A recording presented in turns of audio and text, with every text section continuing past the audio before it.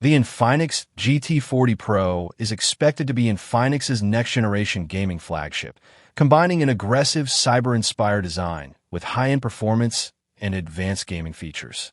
According to early expectations, the device could feature a stunning 6.78-inch 144Hz AMOLED display with a sharp 1.5K resolution, delivering ultra-smooth visuals, vibrant colors, and an immersive gaming experience.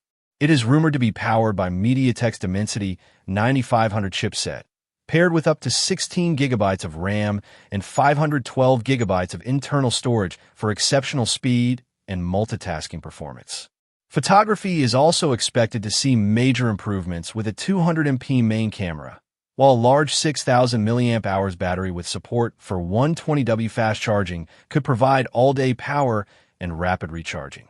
Additional expected features include customizable RGB lighting, stereo speakers, an advanced vapor chamber cooling system, an in-display fingerprint scanner, 5G connectivity, and Android with the latest XOS interface. The Infinix GT40 Pro is expected to be announced in the first half of next year, although the official launch timeline may vary, depending on the market.